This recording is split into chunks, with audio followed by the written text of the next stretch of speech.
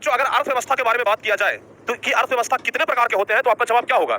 अगर बात किया जाए कि अर्थव्यवस्था कितने प्रकार के होते हैं, मतलब कि कौन-कौन से काम होते हैं जहां से आमदनी होता है, तो इस आधार पर ना अर्थव्यवस्था को कुल 3 भागों में बांटा गया। अर्थव्यवस्था को कितने भागों में? कुल 3 भागों में बांटा गया प्यारे बच्चों। पहला है पूंजीवादी। पहला क्या है जी? पूंजीवादी। ध्यान से सुनिएगा, आज विश्व में निम्न 3 प्रकार की अर्थव्यवस्था पाई जाती है, जिसमें सबसे पहला है पूंजीवादी, दूसरा है प्यारे बच्चों समाजवादी और तीसरा है मिश्रित अर्थव्यवस्था। अगर शॉर्टकट में हम आपको इन तीनों के बारे में समझाएं कि ये तीनों आखिर होता क्या है, तो शॉर्टकट में हम आपको समझाते हैं। ये जो पूंजीवादी आप लोग देख रहे हैं ना, ये प्राइवेट होता है। ये प्यारे बच्चों क्या होता है? प्राइवेट होता है, जिसको निजी कहते हैं। हम क्या कहते हैं? निजी कहते हैं। ये प्राइवेट अर्थव्यवस्था है। एक प्यारे बच्चों होता है समाजवादी अर्थव्यवस्था, जिसको गवर्नमेंट कहते हैं। ठीक है ना? गवर्नमेंट। गवर्नमेंट कहने का मतलब कि सार्वजनिक है जी, सबके लिए है, सार्वजनिक है मतलब सबके लिए ये व्यवस्था किया गया है। और तीसरा जो होता है प्यारे बच्चों मिश्रित। खिचड़ी। खिचड़ी समझते हैं? दाल को, भात को, मतलब सबको एक साथ मिला करके उसको कुकर में सीटी मारा दीजिए, खिचड़ी बन जाएगा। समझ गए ना? खिचड़ी वही ना होता है कि चावल दाल सब एक साथ मिला करके कुकर में डाल दीजिए, 2 सीटी मारा, एकदम झकास खिचड़ी बनके तैयार। तो उसी प्रकार का होता है मिश्रित अर्थव्यवस्था। मिश्रित अर्थव्यवस्था मतलब होता है प्यारे बच्चों प्राइवेट, ध्यान से सुनिएगा, private plus government. Private plus government यानी कि निजी भी और सार्वजनिक भी, दोनों मिलाकर के बन गया मिश्रित। नाम ये मिश्रित मतलब मिला जुला। समझ गए ना? तो सीधा सीधा आप यही समझिए, पूंजीवादी कहने का मतलब प्राइवेट चीज होता है। जैसे अगर अमेरिका में जाएंगे ना तो सरकारी कोई चीज होता ही नहीं है। जैसे यहाँ पर भारत में क्या है जी, सब कुछ अधिकतर जी आपको सरकारी मिलेगा, सरकारी स्कूल मिल जाएगा, सरकारी कॉलेज मिल जाएगा, लेकिन अमेरिका में कुछ सरकारी नहीं है। अमेरिका में कुछ सरकारी है ही नहीं, सब कुछ प्राइवेट। यानी कि अमेरिका में कौन सा व्यवस्था है? पूंजीवादी अर्थव्यवस्था है। समझ गए ना? अमेरिका में अगर चले जाए तो प्राइवेट नाम का कोई चीज ही नहीं है, वहां सब क्या है प्यारे बच्चों? पूंजीवादी अर्थव्यवस्था है। समाजवादी क्या होता है? गवर्नमेंट। जैसे सरकारी स्कूल हो गया, उस क्या है जी? समाजवादी है। सामुदायिक भवन हो गया, गांव में सामुदायिक भवन बनता है ना, सरकारी बनता है, तो वहां पर गांव के सब आदमी जाकर के बैठता है और राजनीति का बात करता है, तो वो चीज क्या हो गया?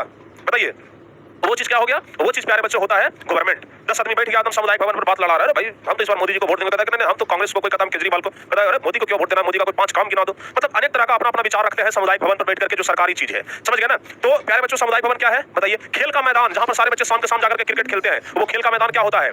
गवर्नमेंट चीज है। नदी क्या होता है? गवर्नमेंट चीज है, होता है ना? तो जो चीज गवर्नमेंट है उसको क्या बोला जाता है? समाजवादी। समाजवादी मतलब समाज के हर वादी के लिए अवेलेबल है।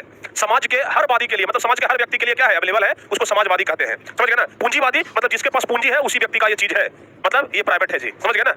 और मिश्रित मतलब क्या हुआ? मिश्रित मतलब हो गया पूंजीवादी और समाजवादी दोनों। भारत में क्या है? भारत में क्या है? कुछ चीज प्राइवेट है तो कुछ चीज सरकारी है, यानी कि भारत में मिश्रित अर्थव्यवस्था है। भारत में क्या है? मिश्रित अर्थव्यवस्था है। समझ में आया? भारत में देखते हैं सरकारी स्कूल है लेकिन प्राइवेट स्कूल भी है ना? है कि नहीं है? बताइए।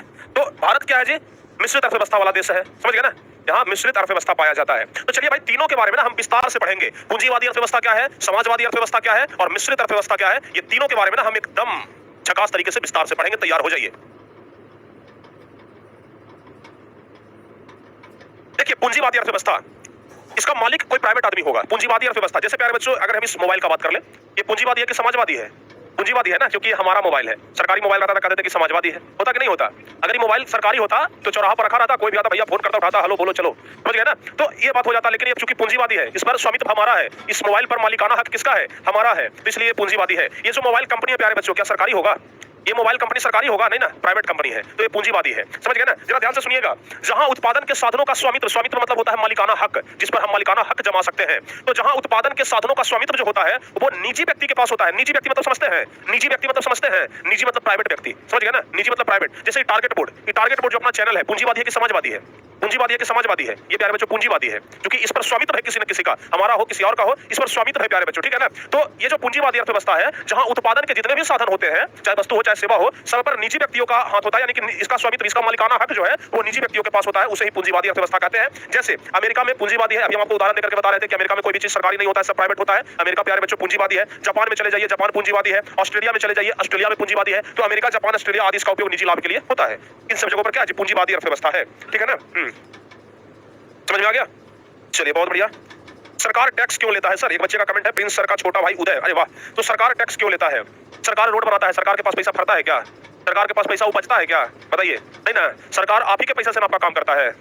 आज जो सरकार किसान को 6000 रुपया दे रहा है, आपके पिताजी को भी 6000 रुपया मिलता होगा सम्मान निधि वाला, तो सरकार वो पैसा कहां से लाता है? अपने पास से लाता है। उसके पास पैसा का खजाना है, हम लोग से टैक्स लेता है, वही पैसा बाद में काम करता है। आज सरकार रोड बनवाता है, हम लोग के पैसा से बनवाता है, टोल टैक्स लेता है ना? सरकार रोड बनवाता है, हम लोग के पैसा से, सरकारी स्कूल बनवा रहा है, हम लोग के पैसा से, अपना पार्टी भी चला रहा है, तो कहीं ना कहीं हमारे पैसा से चला रहा है, टैक्स लेता है। समझ में आया? तो अगर आज के बाद से आपसे भी कोई पूछे कि तुम सरकार को टैक्स देते हो, तुम बोलना कि हाँ हम देते हैं टैक्स। अगर एक कलम भी खरीद रहा है ना तो उस पर तुम टैक्स दे रहे हो। समझ गए? इस पर आपका टैक्स जाता है सरकार को।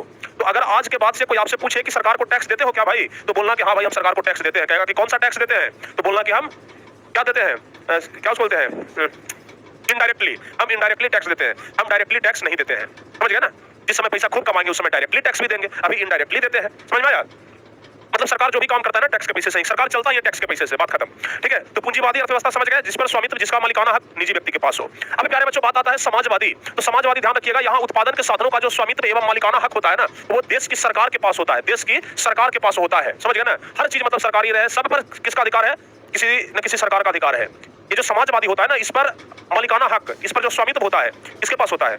स्वामित्व होता है किसके पास होता है? तो प्यारे बच्चों ये स्वामित्व होता है देश की सरकार के पास। उसे ही क्या कहते हैं? समाजवादी अर्थव्यवस्था कहते हैं। जैसे चीन हो गया, ठीक है ना, चीन का तो नाम सब लोग सुने हैं, क्यूबा हो गया, आदि देशों में समाजवादी अर्थव्यवस्था ही है। इसका उपयोग समाज कल्याण के लिए किया जाता है, मतलब सरकारी चीज का उपयोग समाज कल्याण के लिए ही होता है, तो समाज कल्याण के लिए ही इसका उपयोग किया जाता है। बताइए यहाँ तक क्लियर है? कोई दिक्कत नहीं होना चाहिए, ठीक है ना?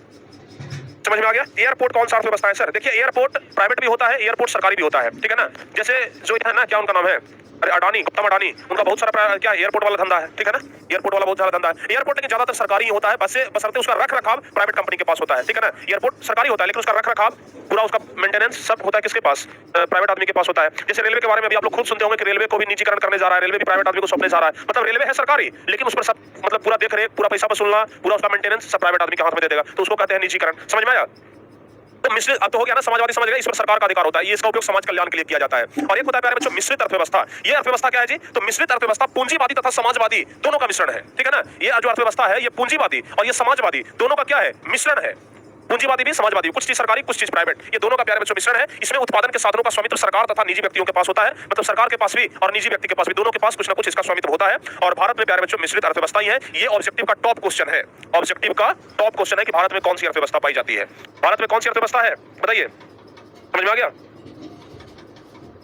समझ में आ गया ना?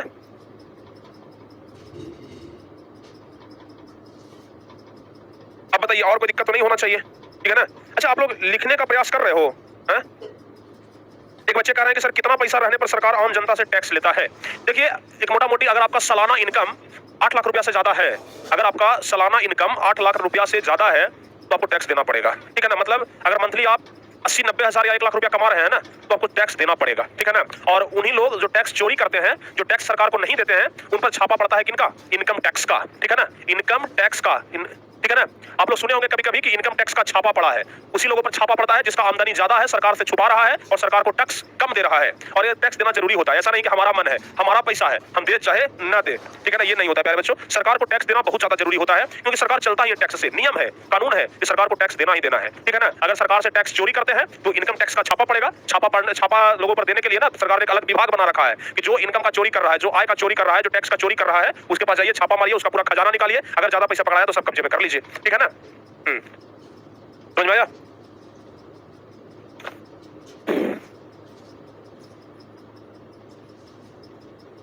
हो गया ना? चलिए बाबू, तो अब हम इधर आगे बढ़ते हैं, अब हम आगे बढ़ते हैं।